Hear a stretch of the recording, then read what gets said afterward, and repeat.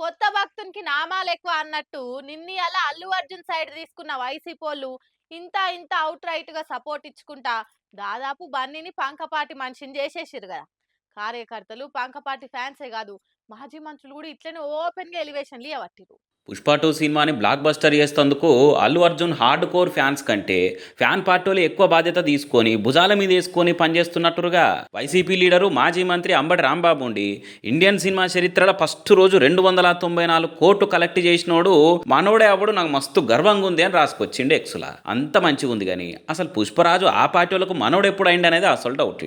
Release కు వారం ముందేమో మీడియా ముంగట్టుకొచ్చి అల్లు అర్జున్ ఇంతగానం ఎదిగిపోతుంటే మీ కళ్ళు కడుపు మండిపోతున్నాయి, అప్పట్లో జూనియర్ ఎన్టీఆర్ను కూడా ఇట్లనే తొక్కేద్దామని చూసిర్రు కానీ ఎవ్వలేం చేయలేకపోయారు. ఇప్పుడు బనీని కూడా ఏం పీకలేరు అనుకుంటా పీకల దాకా ఆవేశంతో పీకేకి ఇటు చంద్రబాబుకి కౌంటర్ గా మాట్లాడిండు. ఇప్పుడేమో ఏకంగా మనోడే అనుకుంటా ఓన్ చేసుకొని పోస్టులే పట్టిండు. ఓ దిక్కు వైసీపీ కార్యకర్తలేమో మా కోసం నువ్వు వచ్చినావు, నీ కోసం మేము వస్తాం అనుకుంటా టాకీస్ల కాడ ఫ్లెక్సీలు కట్టి ఒకప్పటి మెగా అభిమానుల కంటే ఎక్కువ అభిమానం చూయించుకుంటా టికెట్లు దింపబట్టిరు. ఇంకో దిక్కు అంబటి అసొంటి లీడర్లేమో మనోడే అనుకుంటా మాట్లాడబట్టిరు. మొత్తానికి అన్ని కలిపి చూస్తుంటే బాజాబ్తో అల్లు అర్జున్ వైసీపీ మనిషిని చేసేసినట్టే కొడుతున్నది. ఏదో సోపతిలో నంద్యాలపై పంకపాటి క్యాండిడేట్ శిల్పరవికి మద్దతు ఇచ్చి మందిలో చెయ్యి పోచ్చినందుకు ఇప్పుడు ఏకంగా ఫ్యాన్ పార్టీ లీడర్ అన్నట్టే జగనన్నకు జర దగ్గర సుట్టమే అన్నట్టే మార్చేసిరుగా.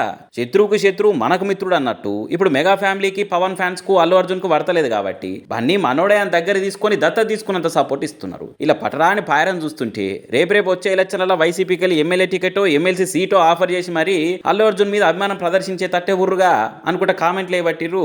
ఇలా పోస్టులు పక్కల మీద రోస్టులు చూసిన నెటిజనాలు. భరతమాత నిజంగా ఉంటదా? ఉండది.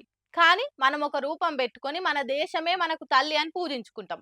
మైసమ్మ పోచమ్మల కంటే గిట్లనే ఉంటారని ఎవరైనా చూసిండ్రా? లేదు కదా. కట్ట మీద ఒక బండ పెట్టుకొని తల్లులను పూజిస్తాం. అట్లనే మన తెలంగాణ తల్లి అని ఒక దేవత రూపంలో తల్లిని పెట్టుకున్నాం, కొలుసుకుంటున్నాం.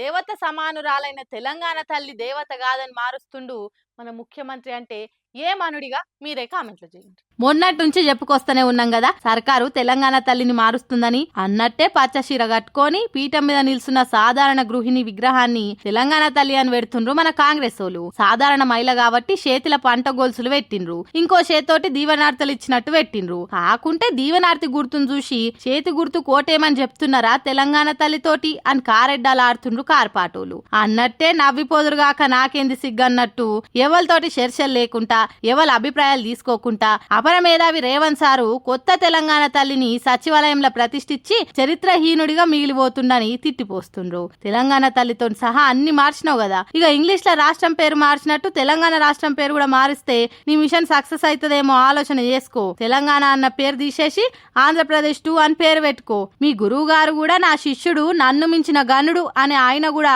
శిష్యోత్సాహంతో పొంగిపోతాడని అంటున్నారు. ముఖ్యమంత్రిగా రాష్ట్రాన్ని ఉద్ధరిస్తావనుకుంటే నువ్వు చేసే ఉద్ధర కథలు గీయా. తెలంగాణ తల్లి అవమానాలు అవహేళనలు అణిచివేతలు అన్నిటిని తట్టుకొని నిలబడ్డ తల్లి, ఉద్యమంలా తన బిడ్డలకు స్ఫూర్తి నింపిన తల్లి. అసొంటిది ఇయ్యాల నువ్వు తెలంగాణ తల్లి అస్తిత్వాన్ని లేకుండా చేస్తున్నావు. ఒక్కసారి పరాయి రాష్ట్రాల తల్లులను చూసినావా? ఆ తల్లులు ఎంత నిండుగా దేవత లెక్కున్నారు. నువ్వు చేయించిన తెలంగాణ తల్లి ఎట్లున్నది? తెలంగాణ బతుకుల్లో భాగమైన బతుకమ్మను తీసేసినవు. కిరీటాలు వజ్ర వైడూర్యాలతోనున్న తెలుగు తల్లి తల్లి అయినప్పుడు కిరీటాలు నగలతో నుండే తెలంగాణ తల్లి తల్లి కాదా అని ప్రశ్నిస్తుండ్రు.